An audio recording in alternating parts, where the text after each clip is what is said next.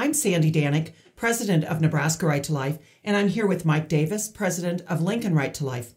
And we're here today to talk about the Nebraska Walk for Life and the National March for Life.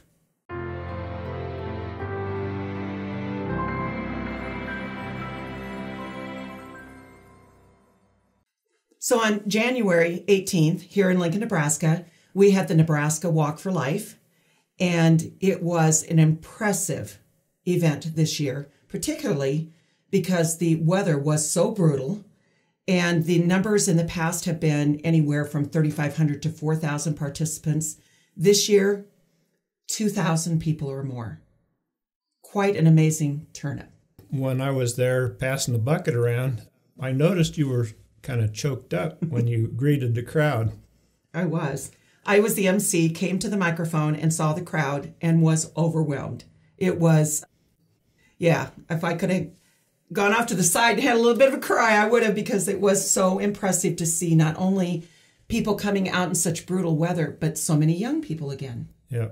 Constant. And so I don't know what the temperature was. It might have been 14 degrees, but the wind was blowing about 20 miles an hour, so the wind chill was very cool. It was awful. This year, we chose to do a little bit of a different format. We had some real people come up and tell their stories. And so Alexa Krings, as a teacher, telling us, the crowd, what she's doing in her school for pro-life.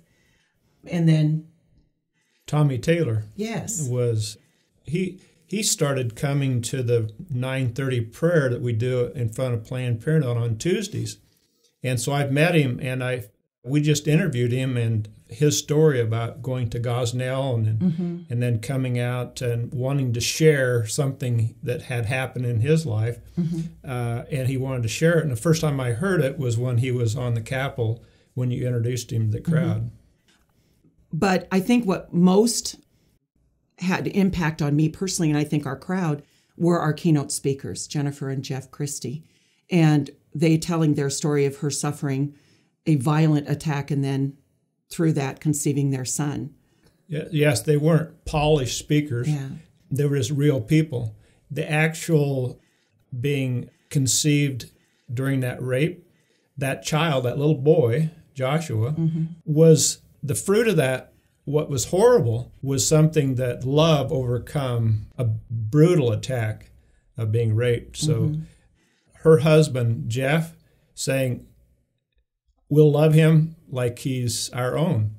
He's not the rapist's baby. He's our baby. What I could not believe was when Jeff was telling his side of the story, and he was saying that his father had taken him off to the side and had excused them essentially if they wanted to abort this child.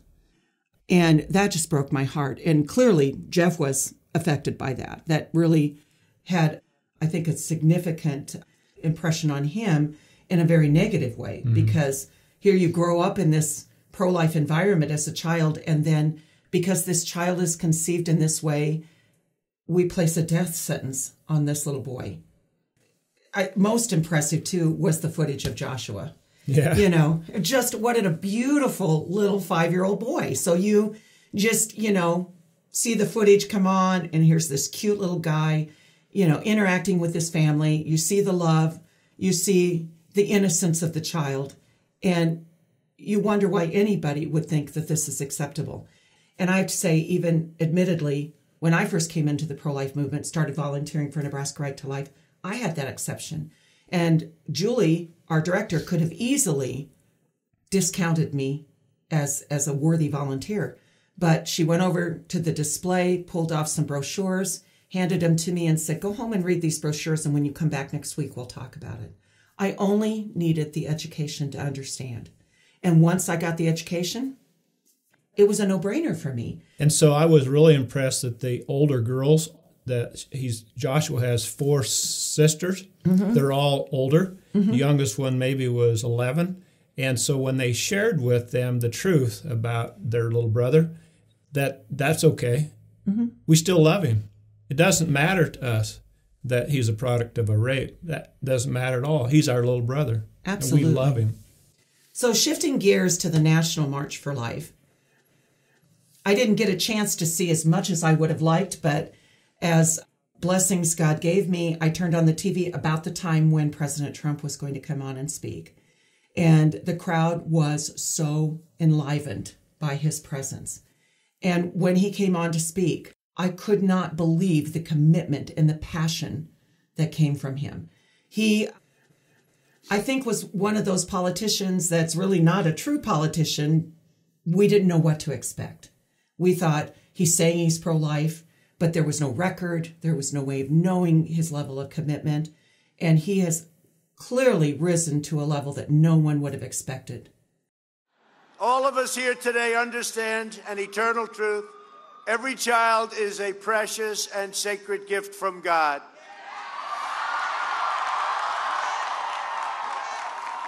Together, we must protect, cherish, and defend the dignity and the sanctity of every human life.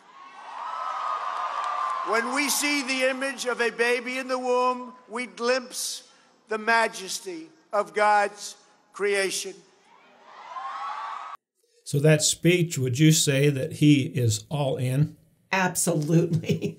Absolutely all in. You know, I go to Madonna Proactive here in town, and there's this wonderful gentleman who's a retired university professor, fallen away Catholic, who professes all the time that, well, he's not pro-life, and that Trump is just simply playing a game. He's not truly and sincerely pro-life. And this is always his argument against me. And I say, you know what? I don't believe that, but even if he weren't, look what he's delivering for us. Right. Look what, the first time a president has shown at the March for Life in front of a pro-life crowd. It is historic. And he needs to be applauded for that. Amen. Because no one does that. And his vice president, Mike Pence. Yes. He is so pro-life, and he's been pro-life in all of his political career. Yeah. And there he was in Rome speaking to the crowd from Rome, and he was very pro-life, and he's about ready to talk to the Pope about the culture of life. Mm-hmm.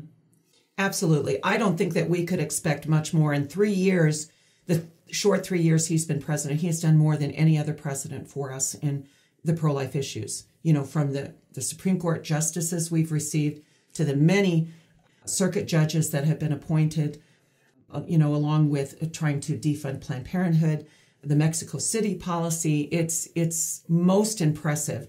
And I think that our pro-life community ought to rally around him and help him as best we can. So, pro-life America, who else can we vote for besides our champion, President Trump? Well, again, Joe Biden plays the typical old rhetoric of claiming to be a Catholic, claiming to be pro-life, but that's my personal decision, and it's not my place to force upon a woman what her choice is with her own body. That's old, stale rhetoric. And I think we've learned more about the woman and the distress that they're in, the pain and despair that they suffer of abortion, being fed with this idea that that's the only option. And I know you see that often being at the Lincoln abortion facility. So last Tuesday, Sandy, I saw while we were doing the rosary at 9:30, about 9:45, a mom and a dad brought their teenage daughter in for an abortion. And that relationship between the mom and the dad and that girl is never going to be the same, ever. No. She will regret the abortion, and it appeared that she was being forced to have the abortion. And so it's sad that it ruins families. It ruins families. Mm-hmm. But then also, too, you see this with couples that go in and have this abortion, and the majority of those relationships do not break up. Yeah, they don't stay. They can't withstand the pressure. So our grandson is 16, and he's a junior at Aquinas Catholic. Mm-hmm. And so quite a group of kids from Butler County that went to the march.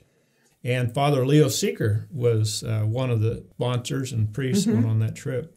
And so the size of the crowd, what kind of estimate did you hear? So as I understand it, the Parks and Game Commission estimated the crowd to be 450 to 500,000 people, which is a record-setting crowd. But most impressive, again, is that continuous showing of young people. And there were kids from our Lincoln Diocese, from Pius and Nebraska City Lords and David City Aquinas and Wahoo Bishop Newman. We're always well represented by Nebraska. I think the Catholic community organizes well to get buses going.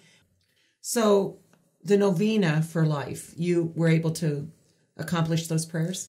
It's very good.